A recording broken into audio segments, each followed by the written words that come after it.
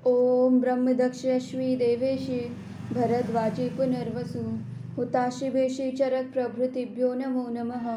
पातंजल महाभाष्य चरक प्रतिसंस्कृते मनोवाक्काय दोषाणाम हरते अहिपतये नमः। सभी गुरुजनों और ऋषि मुनियों का वंदन करते हुए अपनी आज की सतत संहिता अध्ययन की कक्षा शुरू करेंगे। हमने अभी तक अपनी सतत संहिता अध्ययन की कक्षा में चरक सूत्र स्थान अध्याय 1 दीर्घम जीविती अध्याय के श्लोक नंबर 24 तक की व्याख्या देखी है। आज जो हम देखेंगे श्लोक नंबर 25, 26 यहाँ से शुरू करेंगे। तो अभी तक जो हम लोग देख रहे हैं वो हम ये देख रहे हैं कि आयुर्वेद का अवतरण कैसे हुआ था, कैसे आयुर्वेद जो है वो पृथ्वी लोक पे आया था, क्या क्या उसके पीछे का प्रोसीजर था, वो सारी चीज़ें हमने देखी। ठीक है, तो अभी ये वही चीज़ आगे कंटिन्यू चल रही है कि अब इसके आगे हमें ये बताएंगे कि कैसे भरद्वाज ने उस ज्ञान को इंद्र से प्राप्त करके, जब आपको याद होगा हमने जब श्लोक नंबर 24 पढ़ा था तो उसमें हमने देखा था कि जो भरद्वाज थे वो इंद्र के पास गए थे और इंद्र ने उन्हें क्या करा था, त्रिसूत्र के रूप में आयुर्वेद का ज्ञान दिया था। अब उन्होंने जो वो त्रिसूत्र रूपी आयुर्वेद के ज्ञान को ग्रहण करा था भरद्वाज ने, तो उसको उन्होंने आगे कैसे फॉरवर्ड करा, कैसे उन्होंने अन्य ऋषियों को, क्योंकि आपको याद होगा जब रोगों की उत्पत्ति हुई थी तो उस टाइम पे क्या हुआ था, बहुत से ऋषि मुनियों की संभाषा हुई थी और उस ऋषियों की संभाषा से सिर्फ एक ऋषि यानी कि भरद्वाज ऋषि जो थे वो गए थे इंद्र के भवन में आयुर्वेद का ज्ञान लेने के लिए। ठीक है, तो बाकी के जो ऋषि मुनि वहाँ पे नहीं गए थे उनको उस ज्ञान को कैसे ट्रांसफ़र करा था भरद्वाज ऋषि ने, ये आज हम देखेंगे। तो निकालिएगा चरक संहिता सूत्र स्थान दीर्घम जीविती अध्याय श्लोक नंबर 25। क्या कह रहे हैं, सो अनंत पारम त्रिस्कंदम आयुर्वेदम महामति यथावत अचिरात सर्वे बुबुधे तन्मना मुनि तेन आयुर अमितम लेभे भरद्वाज सुखान्वितम ऋषिभ्यो अनधिकम तच्च संशयान अवशेषयान। यानी कि ये जो 25 और 26 नंबर का श्लोक है, यहाँ पे हमें ये बताया गया है कि भरद्वाज ने कैसे आयुर्वेद को ग्रहण करा, मतलब कि उस आयुर्वेद की कुछ क्वालिटीज़ बता दी गई हैं फिर से।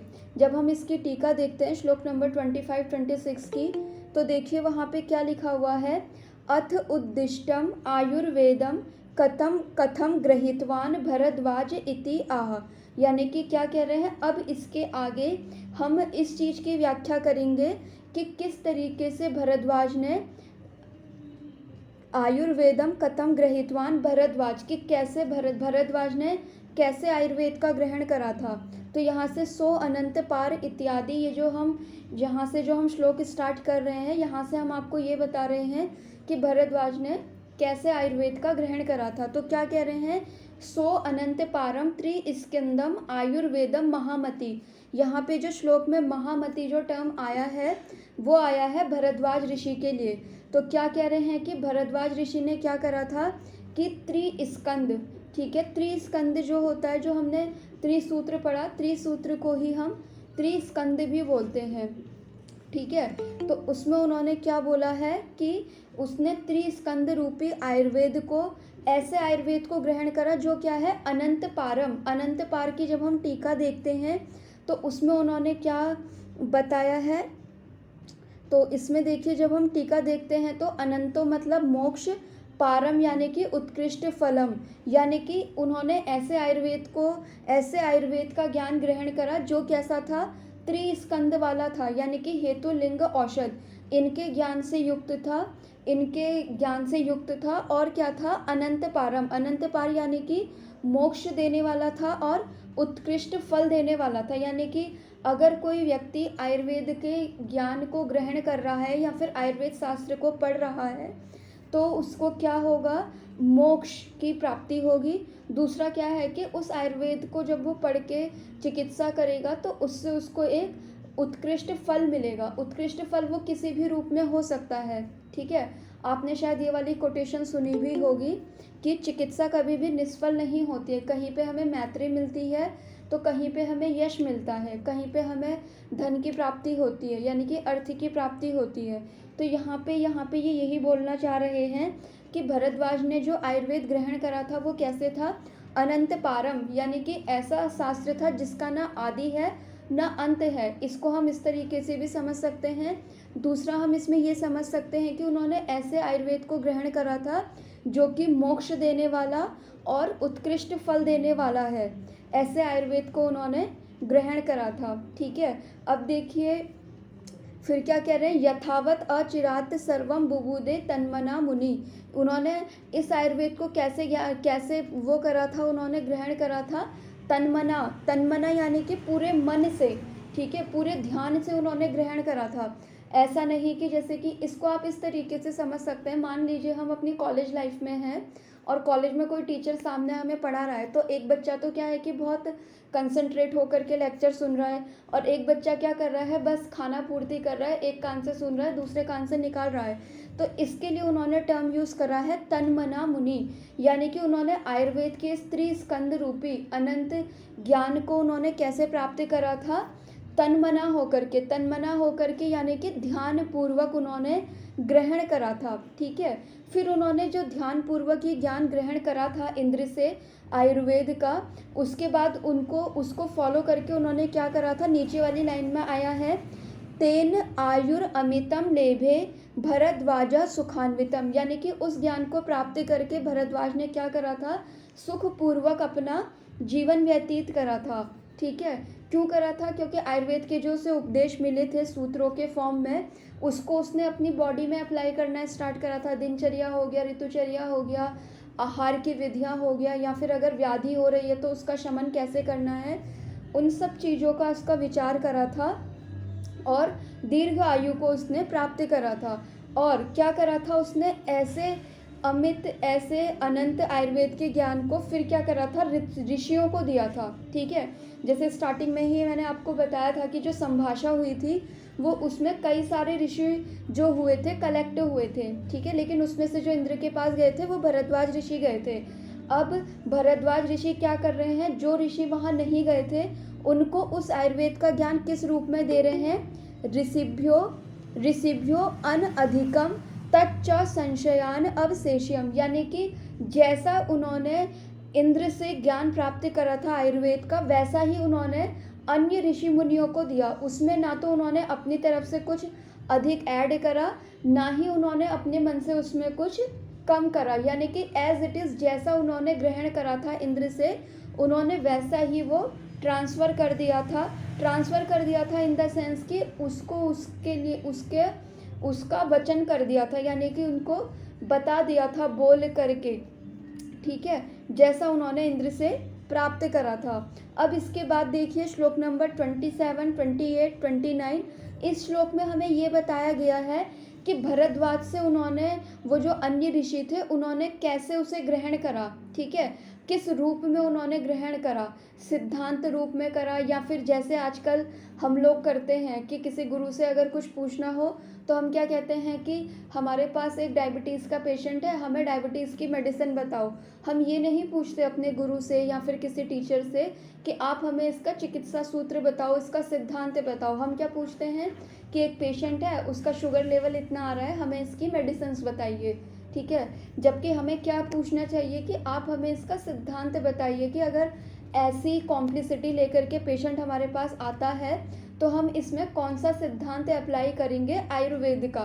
ठीक है, तो अब यहाँ पे श्लोक नंबर 27, 28, 29 में वो हमें यही बताने की कोशिश कर रहे हैं कि जो भरद्वाज थे वो इंद्र के पास से ज्ञान तो लेकर के आए थे, लेकिन जब उन्होंने वो ज्ञान वो अन्य ऋषियों को दिया तो अन्य ऋषियों ने उनसे ये नहीं कहा कि हमें ज्वर की मेडिसिन बता दो, हमें पांडु की मेडिसिन बता दो, हमें प्रमेह की मेडिसिन बता दो। उन्होंने क्या करा कि उन्होंने कहा कि जैसा तुम्हें प्राप्त हुआ है इंद्र से, तुम हमें एज इट इज़ वैसे ही बताओ, यानी कि उन्होंने सिद्धांत रूप में लेना उसे ज़्यादा बेनिफिशियल समझा। क्योंकि अगर वो ज्वर की मेडिसिन पूछ लेते तो क्या होता कि वो एक पेशेंट में अप्लाई कर पाते, दूसरे में कर ही नहीं पाते। क्यों नहीं कर पाते, क्योंकि आयुर्वेद में ऑलरेडी बोल दिया गया है कि पुरुषम वीक्ष, यानी कि पर्सन टू पर्सन चीज़ें क्या करती हैं, वैरी करती हैं। ठीक है, तो अब देखिए क्या कह रहे हैं, ऋषियश्च भरद्वाजात जुगृहीतश्च प्रजाहितम, यानी कि उन ऋषियों ने भरद्वाज ऋषि से क्या करा कि आयुर्वेद के ज्ञान को ग्रहण करा। क्यों ग्रहण करा? प्रजाहितम, यानी कि अपनी प्रजा के हित के लिए। ठीक है, अब आप ये सोचिए कि इतने ऑल ओवर इंडिया में इतने सारे कॉलेजेस हैं, मेडिकल कॉलेजेस हैं, तो वहाँ पे जाके जितने भी स्टूडेंट जाकर के पढ़ाई कर रहे हैं, तो वो क्यों कर रहे हैं? इसलिए कर रहे हैं ताकि जो सोसाइटी है, सोसाइटी के लिए वो कुछ अच्छा कर सके, उनके लिए कुछ ट्रीटमेंट उन्हें दे करके उनके लिए कुछ हितकर कर सके। तो इसी तरीके से उस टाइम पे भी ऋषियों ने क्या करा था, प्रजा के हित के लिए भरद्वाज से आयुर्वेद के ज्ञान को उन्होंने ग्रहण करा था।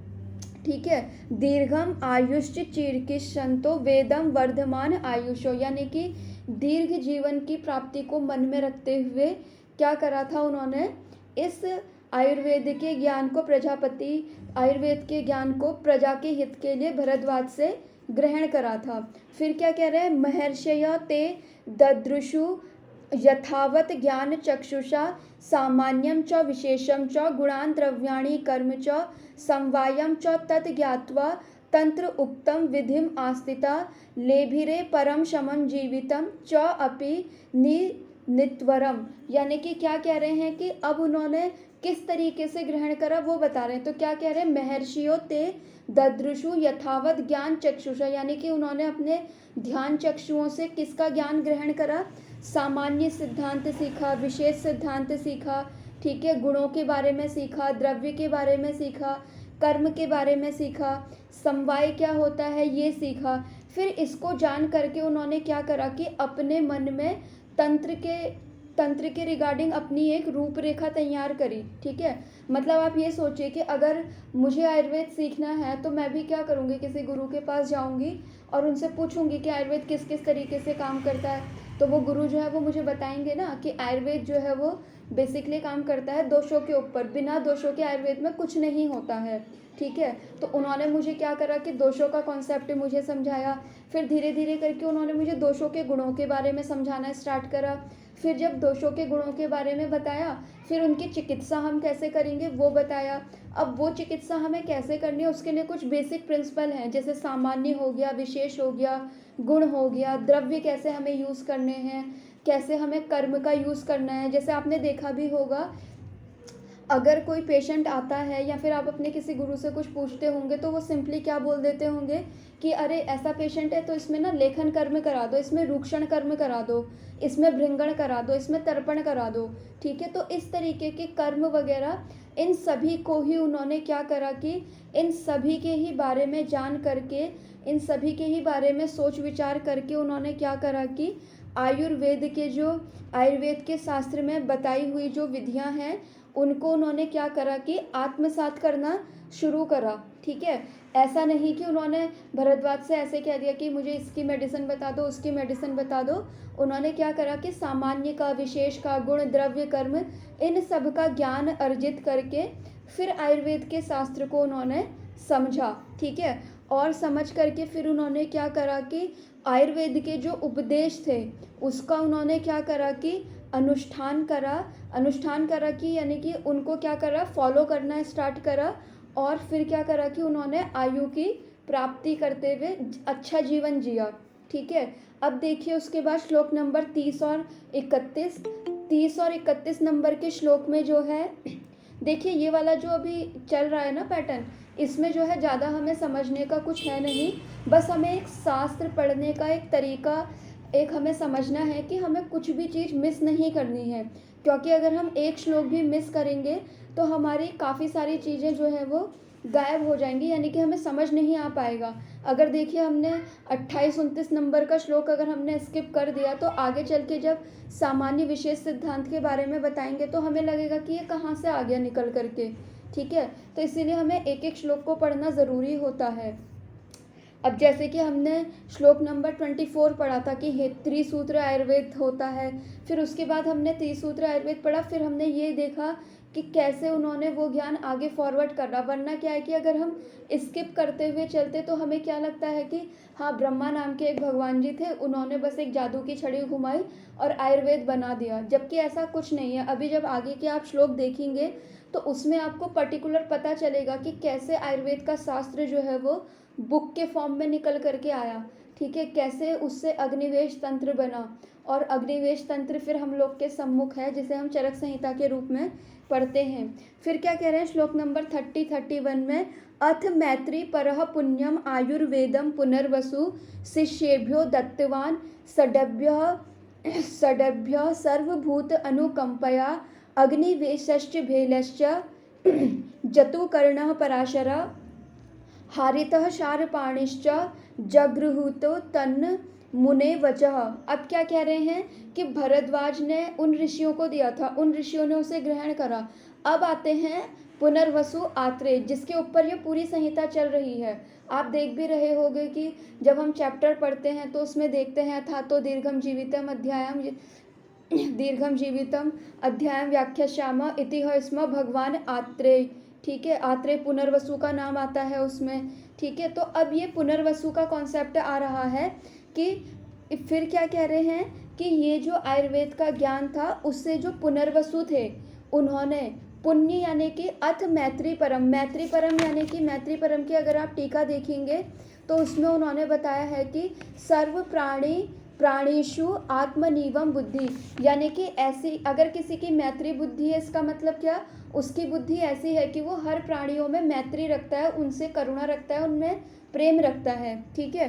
तो क्या कह रहे हैं कि करुणा के भाव से, मैत्री के भाव से पुनर्वसु आत्रेय ने क्या करा, पुण्यम आयुर्वेदम, पुण्य यानी कि क्या, कल्याणकारी, ठीक है, कल्याणकारी आयुर्वेद का जो ज्ञान था वो किसको दिया, शिष्येभ्यो दत्तवान यानी कि दिया, ठीक है, किसको दिया, अपने 6 शिष्यों को दिया। और क्यों दिया, सर्वभूत अनुकंपया, यानी कि जितने भी प्राणी मात्र हैं उनमें मैत्री का भाव रखते हुए, करुणा का भाव रखते हुए, उन पर कृपा करने के भाव से क्या करा उन्होंने, इस कल्याणकारी आयुर्वेद का जो ज्ञान है वो किसको दिया, अपने 6 शिष्यों को दिया।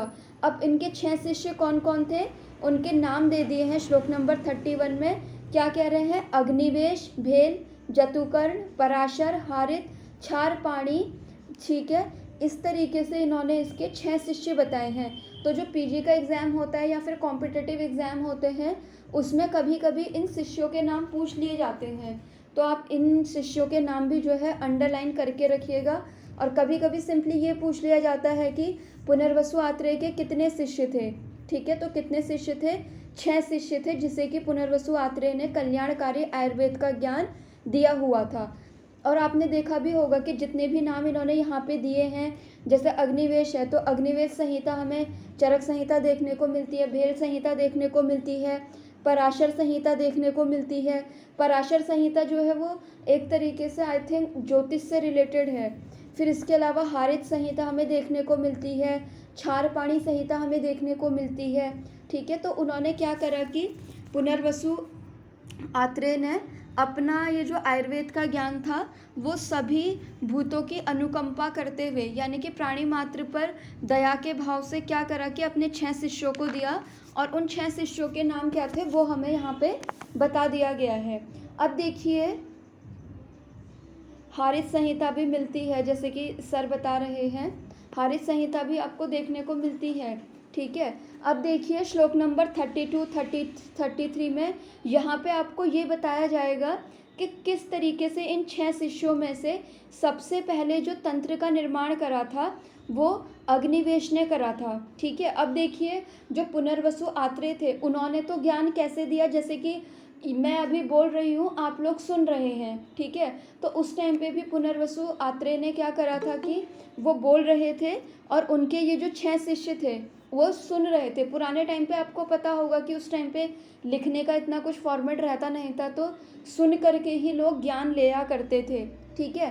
तो उस समय क्या हुआ कि जब उन्होंने अपने 6 शिष्यों को ऐसे ज्ञान दिया, तो उसके बाद क्या हुआ कि बाद में जो इनके 6 शिष्य थे, उनमें से जो अग्निवेश थे, उन्होंने सबसे पहले क्या करा कि तंत्र का निर्माण करा। तंत्र का निर्माण करा यानी कि गुरु के द्वारा बोले गए जितने भी वचन थे, उसको उन्होंने क्या करा, सूत्रबद्ध करके एक पुस्तक का निर्माण कर दिया, एक ग्रंथ का निर्माण कर दिया। ठीक है, तो क्या कह रहे हैं, बुद्धे विशेषे तत्र आसीनम न उपदेशांतरम मुने तंत्रस्य कर्ता प्रथमम अग्निवेशो यतो अभवत। अब देखिए, कभी कभी पीजी में ये क्वेश्चन भी पूछ लिया जाता है कि सबसे पहले तंत्र का निर्माण किसने करा था। तो सबसे पहले तंत्र का जो निर्माण करा था वो किसने करा था, अग्निवेश ने करा था। ये क्वेश्चन पूछा जाता है कि पुनर्वसु आत्रेय के जो 6 शिष्य थे, उनमें से सबसे पहले जो ग्रंथ निर्माण करा था वो किसने करा था, तो वो करा था अग्निवेश ने। तो क्या कह रहे हैं, देखिए यहाँ पे बुद्धि विशेषे, यानी कि ये बता रहे हैं कि बुद्धि विशेष यानी कि जो अग्निवेश है उसकी उत्कृष्ट बुद्धि थी। ठीक है, इसीलिए उसने क्या करा कि सबसे पहले किसका निर्माण करा, तंत्र का निर्माण करा। अब देखिए यहाँ पे ये बात आती है, ये जो उपदेशांतर टर्म आया है, यहाँ पे ये समझने वाली बात है कि जो पुनर्वसु आत्रेय थे उनके लिए 6 के 6 शिष्य क्या थे, समान थे। ऐसा नहीं था कि उन्होंने अग्निवेश को उठा करके साइड में एक्स्ट्रा क्लास दी हो कि चलो तुम मेरे फेवरेट स्टूडेंट हो, तुम आगे चल के ग्रंथ का निर्माण करोगे तो मैं तुम्हें एक्स्ट्रा क्लास दे रहा हूँ। ऐसा नहीं था, उन्होंने बिल्कुल भी पार्शियलिटी नहीं करी थी। तो ना उपदेशांतरम, इस टर्म से वो यही क्लियर करना चाह रहे हैं कि जिस तरीके से पुनर्वसु आत्रेय ने अन्य शिष्यों को ज्ञान दिया था, उसी तरीके से उन्होंने अग्निवेश को भी दिया था। लेकिन अग्निवेश की बुद्धि विशेष होने से, यानी कि अग्निवेश का माइंड थोड़ा शार्प होने से, सबसे पहले ही उसने ही क्या करा था कि अग्निवेश तंत्र का निर्माण करा था। फिर क्या कह रहे हैं, श्लोक नंबर 33 सूत्र स्थान, चरक सूत्र स्थान, पहला अध्याय, श्लोक नंबर 33। क्या कह रहे हैं, अथ भेल आदयश्च चक्रु स्वतंत्रम कृतानि च।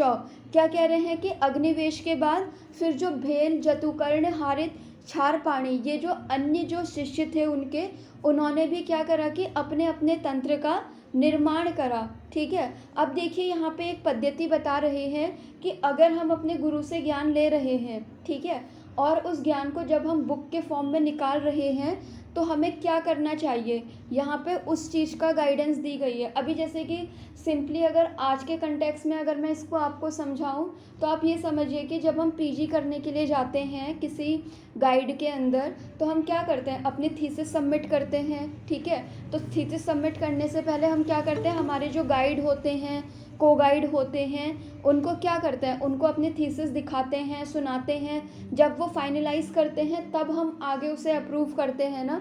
तो उसी तरीके से आप ये समझिए कि ये जो अग्निवेश आदि अपने तंत्रों का निर्माण कर रहे हैं ना, वो एक तरीके से पीजी स्कॉलर हैं और वो क्या कर रहे हैं, अपनी थीसिस बना रहे हैं। और उन 6 शिष्यों में सबसे पहले जो अपनी थीसिस बनाई है वो बनाई है अग्निवेश ने। अभी भी होता है ना कि एक पीजी डिपार्टमेंट में 6, 7, 5 इतने ही तो स्टूडेंट होते हैं, 20-20, 30-30 बच्चे तो होते नहीं हैं। तो आप इस तरीके से इसे समझिए कि एक एक करके भेल आदि जो अन्य थे उन्होंने भी क्या करा कि अपने तंत्र का निर्माण करा। अब जो श्लोक नंबर 33 की सेकंड लाइन है, वहाँ पे क्या कह रहे हैं, श्राव्याम आसुर आत्रेयो स ऋषि संग सुमेधस। क्या कह रहे हैं कि तंत्र का निर्माण करने के बाद इन अग्निवेश आदि ऋषियों ने क्या करा कि उस तंत्र को किसको सुनाया, श्राव्यम आसुर आत्रेय, यानी कि जो उनके गुरु थे पुनर्वसु आत्रेय, उनको उन्होंने क्या कराया कि देखो कि हमने इस तंत्र का निर्माण करा है, आपने जो हमें ज्ञान दिया उससे हमने इस तंत्र का निर्माण करा है। ऐसा कह के उन्होंने वो तंत्र पहले उन्हें सुनाया। ऐसा नहीं कि उन्होंने बाज़ार में जाके पब्लिश कर दिया, पहले उन्होंने अपने गुरु पुनर्वसु आत्रेय को वो दिखाया, सुनाया उन्हें। ठीक है, और कैसे सुनाया, सभी ऋषियों के सामने सुनाया। ठीक है, जैसे कि सिंपली आप इसको ऐसे समझिए, जैसे कि पीजी डिपार्टमेंट में क्या होता है, एक गाइड होता है, एक को गाइड होता है और बाकी के डिपार्टमेंट वाले टीचर्स भी होते हैं। तो हम लोग क्या करते हैं, पीजी की थीसिस सबमिट करते हैं तो वहाँ पे ऐसा तो होता नहीं कि हम सिर्फ अपने गाइड को ही दिखा रहे हैं, ठीक है। हम क्या करते हैं कि बाकी के जो मेंबर्स रहते हैं, जो प्रोफेसर वगैरह होते हैं, उनको भी तो वो थीसिस सुनाई जाती है, पढ़ाई जाती है, ठीक है। उनके सामने ही हम क्या करते हैं, अपने गाइड को सारी चीज़ें बता रहे होते हैं। तो इसी तरीके से इन अग्निवेश आदि जो ऋषि मुनि हैं, इन्होंने भी क्या करा कि जो अपने तंत्र का निर्माण करा था उसको अपने गुरु पुनर्वसु आत्रेय को सुनाया। और किसके साथ सुनाया, बाकी के जो अन्य ऋषि मुनि थे वो भी वहाँ पे प्रेजेंट थे, उनके सामने ही सुनाया, ठीक है। उसके सामने उन्होंने क्या करा कि वो उन्होंने बताया। फिर उसके बाद देखिए क्या कह रहे हैं कि श्लोक नंबर 34 सूत्र स्थान पहला अध्याय, क्या कह रहे हैं, श्रुत्वा सूत्रणम अर्थानाम ऋषयः पुण्य कर्मणाम यथावत सूत्रितम इति प्रहृष्टा तत् अनुमेनिरे। क्या कह रहे हैं कि जब वो अग्निवेश आदि ऋषि मुनि क्या कर रहे थे, पुनर्वसु आत्रेय सहित अन्य ऋषियों को अपना ये जो ग्रंथ उन्होंने निर्माण करा था उसे सुना रहे थे, तो उसको सुन करके, श्रुत्वा यानी कि सुन करके, श्रुत्वा सूत्रणम अर्थानाम ऋषयः पुण्य कर्माणाम यथावत सूत्रम इति प्रहृष्टा अनुमेनिरे। यानी कि उन्होंने क्या करा कि अग्निवेश आदि को क्या बोला कि तुम क्या हो कि पुण्य कर्मणाम, तुम सब क्या हो कि पुण्य कर्म करने वाले ऋषि हो, और तुमने क्या करा है कि हमारे बताए हुए ज्ञान को सूत्रों के रूप में पिरोया है। सूत्रणम अर्थानाम, यानी कि उन्होंने क्या करा कि उन्होंने जो ज्ञान दिया उसे सूत्रों के फॉर्म में उन्होंने लिख दिया। तो तुम जैसा हमने तुम्हें बताया था वैसा ही तुमने इसे सूत्र के फॉर्म में लिखा है, ऐसा बोल करके उन्होंने क्या करा कि उनकी प्रशंसा करी और प्रहृष्टा, और वो क्या हुए, बहुत ज़्यादा खुश हुए देख करके कि मेरे शिष्य ने क्या करा है कि मेरे द्वारा बताए गए ज्ञान को सूत्रबद्ध किया है। और खुश होकर के क्या करा, उनका अनुमेनिरे यानी कि उनका अनुमोदन करा, अग्निवेश आदि ऋषियों का अनुमोदन करा, यानी कि उनको एप्रिशिएट करा आज के टाइम पे कहें तो, ठीक है। तो सिंपली इसको आप ऐसे भी समझ सकते हैं, मान लीजिए पीजी स्कॉलर हैं 5-6 और उसमें से एक अग्निवेश है, उसने जाकर के अपनी थीसिस सबमिट करी और उसने इतनी अच्छी तरीके से वो सबमिट करी कि वहाँ पे जो उसके गाइड थे वो इतने खुश हुए कि मतलब तुमने मेरे द्वारा दिए गए ज्ञान को इतने अच्छे तरीके से तुमने डिस्क्राइब करी हैं इसमें चीज़ें, और उसको क्या करा, एप्रिशिएट करा, ठीक है। अब देखिए क्या कह रहे हैं, श्लोक नंबर 35 क्या कह रहे हैं, सर्व एवा तुवास्ताश्च सर्वभूत हितैषिणा साधु भूतेषु अनुकोशम इति उच्चे अब्रुवन समम। अब उनको अनुमोदन करने के बाद, उनका मनोबल बढ़ाने के बाद, उनको अप्रिशिएट करने के बाद फिर उन्होंने क्या बोला उन्हें कि तुमने सर्वभूत हित ऐषिणा, सभी भूतों के लिए हितकर इस शास्त्र का निर्माण करा है, इसीलिए तुमको क्या है, साधुवाद है यानी कि तुम्हें, उन्होंने उनको क्या करा, शाबाशी दी, ठीक है। फिर देखिए फिर क्या कह रहे हैं, तम पुण्यम सुश्रुता शब्दः दिवि देवर्ष्य स्थिता सा अमरा परम ऋषिणाम श्रुत्वा मुमुदिरे परम।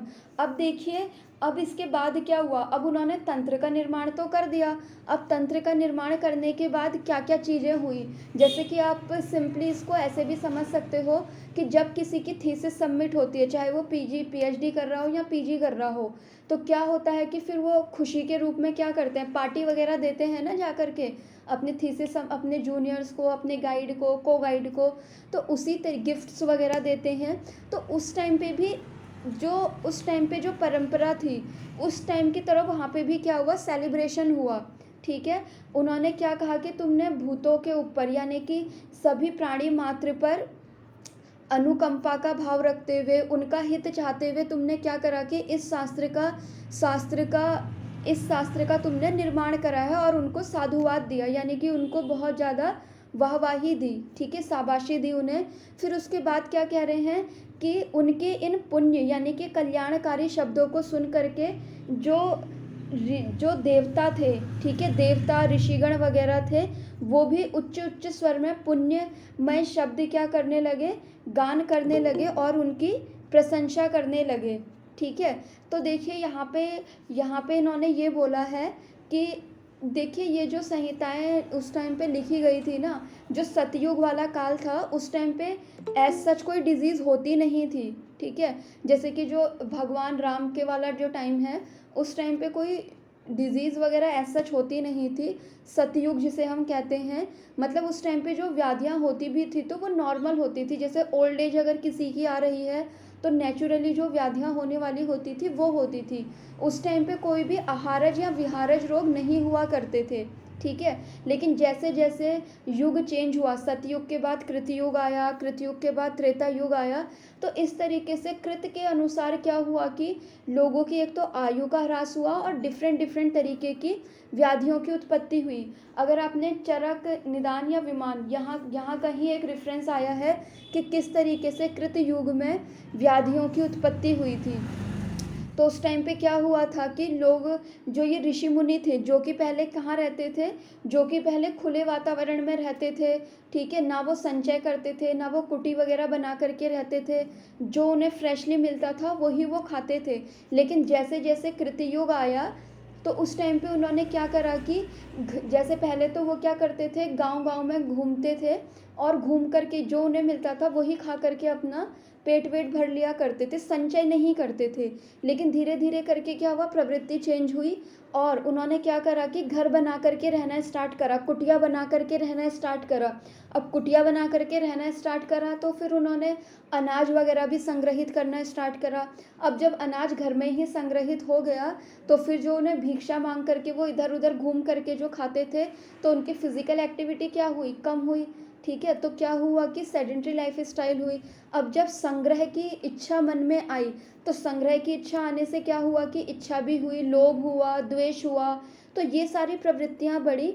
और धीरे धीरे करके कृतयुग में, कृतयुग एंड होते होते जब त्रेता युग आया तो फिर क्या होने लग गया, आहारज और विहारज व्याधियां उत्पन्न होने लगी, ठीक है।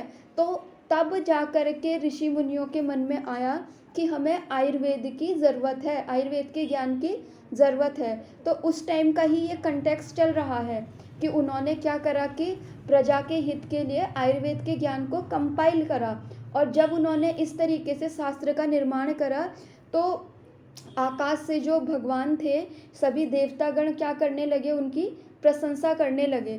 सिंपली आप इस चीज़ को ऐसे भी समझ सकते हो, ये तो हमें संहिताकारों ने समझाने के लिए बोला है कि ऊपर से देवता आदि प्रसन्न होने लगे। सिंपल आप इसको इस तरीके से समझ सकते हैं कि जैसे अगर अभी कोई ऐसी डिजीज़ निकल करके आ जाए, ठीक है, जैसे कि अभी कोविड आया था, तो कोविड के टाइम पे जब वैक्सीन आई थी तो गवर्नमेंट ने क्या करा था, वैक्सीन निकली थी, जो जिन्होंने वैक्सीन निकाली थी तो उनकी बहुत वाहवाही करी थी ना, उनको बहुत अप्रिशिएशन दिया था। तो उसी तरीके से उस टाइम पे भी जब व्याधियाँ हुई और जब उन्होंने आयुर्वेद के ज्ञान को इंट्रोड्यूस करवाया, तो उस टाइम के भी लोगों ने उनकी क्या करी, वाहवाही करी। और देवताओं ने क्या करे कि उनके उनके उसमें गीत वगैरह गाए। इस तरीके से इन्होंने यहाँ पे बताया हुआ है। फिर उसके बाद क्या कह रहे हैं, सामरा परम ऋषिणाम समुदिरे परम अहो साध्वी निर्घोषो लोका स्त्रीणाम आद्यत। और सभी लोग क्या करने लगे, उन्हें साधुवाद देने लगे, यानी कि उनको शाबाशी देने लगे। साथ ही क्या होने लगा, नभसी स्निग्ध गंभीरो, श्लोक नंबर 37, हर्षात भूते उदीर्यत, यानी कि आकाश से भी क्या होने लगे, अच्छे अच्छे शब्दों की वो होने लगी, ठीक है, शब्द गूंजने लगे, स्निग्ध शब्द गूंजने लगे। एक तो क्या होता है कि आंधी तूफान जब आता है तब बिजली वगैरह चमकती है, एक तो उस टाइप का होता है, एक जो सिंपल वाला वातावरण होता है उसकी बात कर रहे हैं। फिर क्या कह रहे हैं, शिवो वायु वयो व सर्वा भाभी उन्मीलिता दिशा निपुते सज्जलाश एव दिव्या कुसुम वृष्टभ्यो। क्या कह रहे हैं कि जो हर तरफ से कल्याणकारी वायु बहने लगी और सभी दिशाएं ऐसे प्रज्वलित होने लगी जैसे कि सूर्य प्रज्वलित होता है उस तरीके से, ठीक है। फिर क्या कह रहे हैं कि अथ अग्निवेश प्रमुखान विशुद्ध ज्ञान देवता बुद्धि सिद्धि स्मृति मेधा धृति कृति क्षमा दया तानि च अनुमनामतानि येषां तंत्राणि परम ऋषिभिः भावाय भूत संघानां प्रतिष्ठाम भुवि लेभिरे। अब क्या हुआ कि जब इस ग्रंथ का निर्माण हुआ तो जो देवता थे, ठीक है, जो देवता थे, ऋषि मुनि थे, तो वो भी बहुत प्रसन्न हुए। तो उन्होंने क्या हुआ कि प्रसन्न हो करके ये जो अग्निवेश आदि जो ऋषि मुनि थे, इनके अंदर उन्होंने क्या करा कि बुद्धि सिद्धि स्मृति, ये जो अष्ट ज्ञान देवता हैं, इनका उन्होंने प्रवेश करवाया यानी कि प्राणियों के कल्याण के लिए उनके अंदर इन गुणों को उन्होंने डेवलप करवाया। ठीक है, तो इससे आप ये समझ सकते हैं कि अगर कोई शास्त्र पढ़ेगा, ठीक है, अगर कोई शास्त्र पढ़ेगा, कोई संहिताओं को पढ़ेगा, तो एक तो उसके अंदर क्या आएगी, बुद्धि डेवलप होगी, सिद्धि उसे मिलेगी, स्मृति, मेधा, धृति, कीर्ति, क्षमा, दया, उसके अंदर ये भाव डेवलप होंगे। ठीक है, अगर आपके अंदर ये भाव डेवलप नहीं हो रहे हैं, क्षमा का, कीर्ति का, दया भाव अगर आपके अंदर डेवलप नहीं हो रहा है, इसका मतलब अभी भी आप संहिताओं को पढ़ने में कुछ गड़बड़ी कर रहे हैं। ठीक है, अगर आप संहिताओं को अच्छे से दिल लगा करके पढ़ेंगे तो आपके अंदर भी ये अष्ट ज्ञान देवता जो हैं उनका निवास होगा, यानी कि आपकी बुद्धि अच्छी होगी, आपको सिद्धि मिलेगी। सिद्धि से आप ये समझ सकते हैं कि आप चिकित्सा करेंगे तो चिकित्सा कार्य में आपको सफलता मिलेगी। स्मृति यानी कि क्या, आप जो पढ़ेंगे वो आपकी स्मृति पे रहेगा, ऐसा नहीं होगा कि आज पढ़ा और कल गायब। ठीक है, मेधा आपकी अच्छी होगी, धारण क्षमता आपकी अच्छी होगी, आपकी कीर्ति होगी, क्षमा दया का भाव आपके अंदर आएगा। ठीक है, तो ये सारे उन ऋषि मुनियों के अंदर क्या हुए थे, एंटर हुए थे, यानी कि उनको ये विशेष रूप से उनके अंदर ये प्रवेश करे थे। ठीक है, अब देखिए यहाँ तक इन्होंने आयुर्वेद का अवतरण का जो अधिकरण था वो पूरा समाप्त कर दिया। अगर आप एक स्टार्टिंग से अगर हम इसका एक रिवीजन लेकर के चलें तो इसमें सबसे पहले हमने क्या देखा था कि भरद्वाज जो ऋषि थे उसे दीर्घ जीवन की इच्छा हुई थी। और दीर्घ जीवन की इच्छा क्यों हुई थी, क्योंकि वो लोग क्या करते थे, ऋषि मुनि तप करते थे, अध्ययन करते थे, ब्रह्मचर्य फॉलो करते थे, लेकिन रोगों की उत्पत्ति होने से क्या हुआ था कि उनके ये जो डेली रूटीन के जो काम थे, तप अध्ययन, ये सब में क्या हुए थे, व्यवधान उत्पन्न हुए थे। और उस व्यवधान को दूर करने के लिए उन्होंने एक संभाषा करी थी हिमालय पर्वत पर, और उस संभाषा में उन्होंने ये डिसाइड करा था कि हमारी ये जो दिक्कतें हैं इनका जो सल्यूशन है वो इंद्र के पास है और हमें इंद्र के पास जाना चाहिए। अब फिर उसमें हमने ये भी एक्सप्लेन करा था कि जब भरद्वाज इंद्र के पास जा रहे थे तो वो अपने तप के बल से वो ब्रह्मा के पास जा सकते थे, दक्ष प्रजापति के पास जा सकते थे। तो वहाँ पे हमने देखा था कि वो इंद्र के पास ही क्यों गए थे, इसलिए गए थे क्योंकि इंद्र का अभी तक कोई शिष्य नहीं था। और दूसरा ये था कि जिसका कोई शिष्य नहीं होता है कि वो एक तो बहुत अच्छे से पढ़ाता है, और जब तक किसी गुरु से शिक्षा लेने के बाद अगर हम उस शिक्षा को बांटते नहीं हैं तो हम हमेशा के लिए क्या रहते हैं, गुरु के कर्जदार रहते हैं। तो उस ऋण को उतारने के पर्पस से भी वो क्या गए थे कि इंद्र के पास गए थे। फिर इंद्र के पास जाकर के उन्होंने कैसे आयुर्वेद का ज्ञान ग्रहण करा था, त्रिसूत्र आयुर्वेद के रूप में करा था। फिर उस त्रिसूत्र रूपी आयुर्वेद को आकर के अपने ऋषि मुनियों के संग साझा करा था। और फिर उन ऋषि मुनियों ने अपने ध्यान चक्षुओं से क्या करा था, सामान्य विशेष इन सिद्धांतों को समझ करके आयुर्वेद के ज्ञान को ग्रहण करा था। फिर उनमें से जो प्रजापति यानी कि उनमें से जो हुए थे पुनर्वसु आत्रेय, उन्होंने क्या करा था, इस आयुर्वेद के ज्ञान को अपने 6 शिष्यों को दिया था। ठीक है, फिर उन 6 शिष्यों ने क्या करा था कि उन 6 शिष्यों ने अपने अपने ग्रंथ का निर्माण करा था। लेकिन इन 6 शिष्यों में सबसे पहले जो ग्रंथ का निर्माण करा था वो करा था अग्निवेश ने। ठीक है, इसीलिए अग्निवेश ज़्यादा फेमस है। तो इस तरीके से ये आयुर्वेद का ज्ञान जो है वो गुरु शिष्य परंपरा के द्वारा आया हुआ है। ठीक है, ऐसा नहीं है कि ब्रह्मा जी ने छड़ी घुमाई या फिर अपना कोई नेत्र खोला और उन्होंने आयुर्वेद को बांट दिया। ठीक है, तो ये क्या है कि हमारा जो आयुर्वेद शास्त्र आया है वो गुरु शिष्य परंपरा के द्वारा आया है। और इसमें जितनी भी चीज़ें लिखी गई हैं वो टोटली क्या है कि रिसर्च बेस्ड हैं। ठीक है, जितनी भी चीज़ें लिखी हैं अगर आप आंख बंद करके भी पेशेंट को फॉलो करने के लिए बोलेंगे तो भी पेशेंट को रिजल्ट मिलेगा। क्यों मिलेगा, क्योंकि ऑलरेडी ये सारी चीज़ें जो है टाइम टेस्टेड हैं। ठीक है, तो फ़िलहाल आज के लिए क्लास यहीं पे रोकेंगे और कल से जो है श्लोक नंबर 41 से स्टार्ट करेंगे। अब देखिए यहाँ तक हमने आयुर्वेद का अवतरण पढ़ लिया है। अब यहाँ से हम ये पढ़ेंगे कि आयुर्वेद क्या है। ठीक है, आयुर्वेद क्या है ये तो हमें पता है कि आयुरस्मिन् विद्यते अनेनेति आयुर्वेदो, आयु का जो वेद है उसे आयुर्वेद कहते हैं। लेकिन आयु क्या होती है, वेद क्या होता है, ये सारी चीज़ें भी आचार्यों ने एक्सप्लेन करके रखी हुई है। ठीक है, तो अगर ये बेसिक चीज़ें हमें पता होंगी तो जब हम पेशेंट का ट्रीटमेंट कर रहे होंगे तो हम और अच्छे तरीके से कर पाएंगे। और अगर कोई हमसे पूछता भी है कि आयुर्वेद क्या है तो हम उसे एक्सप्लेन कर पाएंगे। ठीक है, तो फ़िलहाल के लिए यहीं रुकेंगे और कल से जो है हम लोग ऐसा करेंगे, क्योंकि हम बहुत स्लो चलते हैं, एक एक श्लोक पे ही काफ़ी टाइम लगाते हैं, तो हो सकता है कि हमारा सूत्र स्थानीय कंप्लीट होने में ज़्यादा टाइम लग जाए।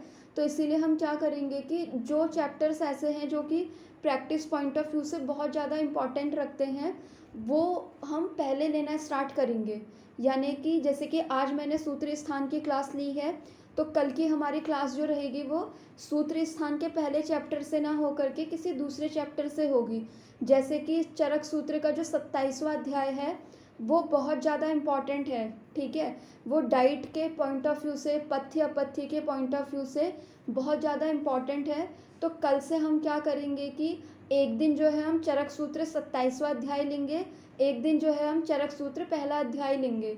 तो अब से कोशिश हमारी यही रहेगी कि डेली क्लास हो, बीच में अगर कभी गैप हो गया तो हो गया, वरना डेली ही क्लास करने की कोशिश है। तो कल हमारी जो क्लास रहेगी वो रहेगी चरक सूत्र 27वें अध्याय पे, जिसमें कि हमें अन्न से रिलेटेड यानी कि पथ्य अपथ्य से रिलेटेड बहुत सारी चीज़ें सीखने को मिलेंगी। और वो हमें इसलिए सीखनी ज़रूरी है क्योंकि हम सब में से हर कोई जो है कल के दिन या फिर हर एक दिन जो है एक अच्छा वैद्य ही बनना चाहता है।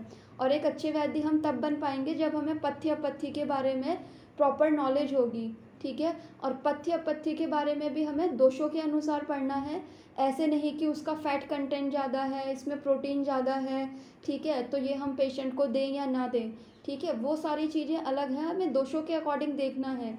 अगर मूंग दाल में सबसे ज़्यादा प्रोटीन होता भी है तो हमें ये देखना है कि वो कौन से दोष के ऊपर इफ़ेक्ट कर रही है और उसके अकॉर्डिंग अपने पेशेंट को पथ्य अपथ्य के रूप में वो हमें बतानी है। तो कल जो हमारा चैप्टर रहेगा वो रहेगा चरक सूत्र 27वां अध्याय, और परसों जो हम पढ़ेंगे चरक सूत्र 1 का 41 नंबर के श्लोक से स्टार्ट करेंगे। अगर किसी की कोई क्वेरी है तो वो पूछ लीजिए, वरना फिर एंड करते हैं।